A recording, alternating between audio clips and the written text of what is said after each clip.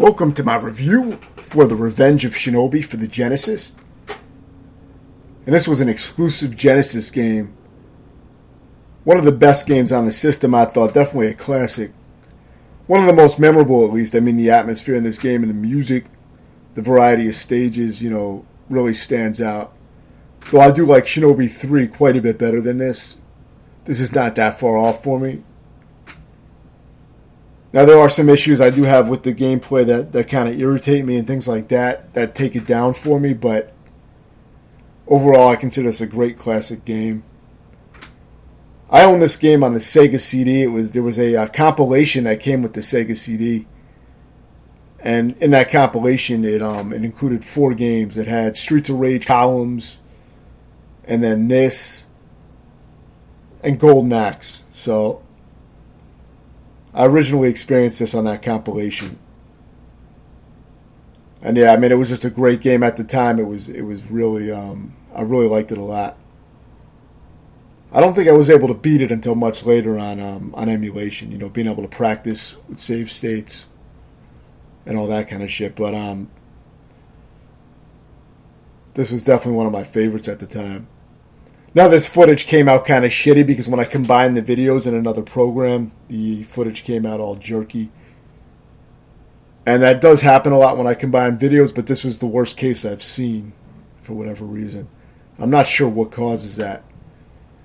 But I do have a tutorial up for the game, so you can check that out. There's some useful tips, but it's not a great tutorial. It's between the janky footage and the fact that I really didn't refine the gameplay, I abused a lot of suicide magic because it was basically just me playing through the game and just beating it just to get it on my Genesis kill list.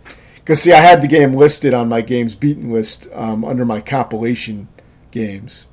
I wanted to beat the Genesis version just to get it on that list of games beaten for the Genesis. Kind of just a small technicality. And I figured I'd get some footage for the channel while doing that. So it was kind of a dual purpose. I could make a review, a tutorial, and, get the footage on the channel. And get it on the list, obviously. But the footage came out shittier than usual, much worse. But a lot of this stuff still holds as far as, if you're just looking to beat the game bare minimum and just find easy ways to exploit shit and just beat the game, it's decent for that. But definitely not one of the tutorials that I would say that was refined at all. Very rough.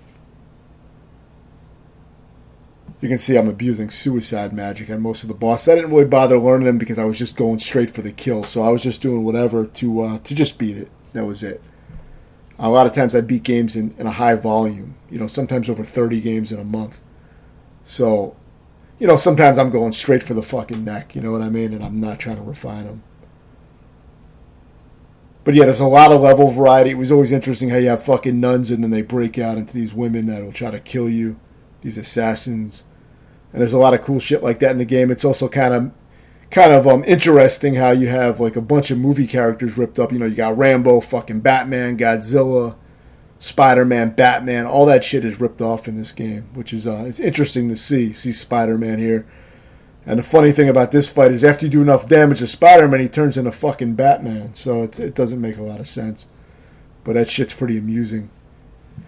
Now, depending which version you play of Revenge of Shinobi, they made small modifications for copyright reasons to where, Godzilla is now a machine dinosaur instead of Godzilla, shit like that. But this version was definitely an interesting one to play because this has all the movie rip-off characters. Like, it has the Terminator and shit. Fucking, it ripped off everything, pretty much, of the time. It didn't miss too many references to, like, common action movies at the time. But yeah, the gameplay is basically you have a certain amount of shurikens that you can throw at enemies. And you can set that in the options menu to, I believe, up to 90 or 100. There's also a code for infinite, but I didn't use that. But whenever you do your spin jump attack, which you have to have perfect timing when you jump, at the peak of your jump, you hit jump a second time to do a double jump, which sends you into a spin. And if you hit the shuriken button while you're spinning, you'll shoot out about 8 shurikens. And it's very wasteful as far as shurikens go. You will waste up your shurikens fast, but you do pick up more in the boxes in the environment though there are a lot of traps like bombs in the boxes, so you got to be careful. But you can really waste the shurikens fast, but it will cover the area pretty well. And if there's a lot of enemies on screen, it's a good way to take out enemies preemptively. If you don't know what's coming up, you can use those spin attacks. But like I said, if you abuse it, you can run dry on shurikens for a while. But on easy, you get 9 lives per continue and maybe 3 continues, so it's really not too hard to learn. If you play it on normal, then you definitely have to learn how to fight the bosses properly and not spam suicide magic. Now, suicide magic does a shit ton of damage to the bosses, but every time you do it, you waste one of your lives. And if you don't have any lives left when you do it, then you just waste a continue, so you got to be careful with that.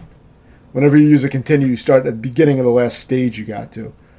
And each stage has several sections, so you can be sent back a decent amount. And now you have magics. You have a jump magic. When you use the jump magic, it gives you really high jumps for an entire section or until you die. And when I say section, I mean when the backgrounds change, basically, is when you're in a new section.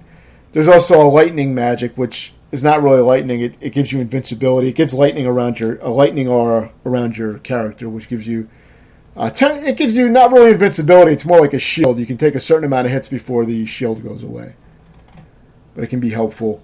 And there's also a magic, a fire pole magic, which makes these fire poles that they show up and they leave really quickly, but they do a decent amount of damage to bosses. But that's the most temporary magic. It's gone pretty quick. It's more just for damage. And the suicide magic does the most damage, but of course it strips one of your lives. So on easy, where you have a shit ton of lives, you can get away with sacrificing multiple lives on bosses if you want to be sloppy, like I did. Like I said, one of the worst tutorials I've ever made, for sure, between the shitty footage and just the fact that I really didn't refine it at all. But I figured I would add some commentary just to show some easy exploitative type of methods if you just want to beat the game kind of easily. Though easy really isn't that difficult to begin with, so you may not even need all that information. But if you're looking to just beat it, you may not realize how potent that suicide magic can be if you save up some lives. And learn that, easy is still a little bit of a challenge. You still do need to learn the levels to a degree. So, I mean, it's mainly the bosses you don't really need to learn on easy. But on easy, you still need to be good at the actual stages. But the bosses, you can kind of fuck around and spam suicide magic. So that's where easy becomes pretty easy. But the levels are still kind of challenging, for sure. But if you're used to these kind of games, you can put it together pretty quick on easy. For this part, I use the invincibility magic and just kind of bust through. That part can be tough because you'll get knocked into doors that you don't want to go to. And this stage is one of my biggest gripes about the game. I don't like maze-style levels where you have to do doors in a certain order. And that's what that stage is, the final stage, which is what I'm showing here. And this is the final boss, which I also didn't think was a very good fight. But, it's decent for a final boss. It's not hard once you know what to do, though. You just kind of have to know the movement pattern. It's a pretty easy fight, a little bit repetitive. Nothing too exciting, but pretty typical for boss fights of the time. You can also save your girlfriend by throwing a shuriken in one of the slots in the wall. It keeps the crushing ceiling from killing the woman. So if you want, you can do that. You don't have to save her. If you save her, you get the good ending. If you don't save her, you just get a bad ending. But you still beat the game either way. But yeah, overall, the platforming is pretty well designed. There's a lot of platforming with enemies and things you have to manage. There is a lot of surprise and sneak attacks when you don't know the game, which is common for these type of games. You do have to watch out for knockback, similar to Ninja Gaiden for the NES. If you get hit, you get knocked back. So that can get you killed a lot until you know the stages.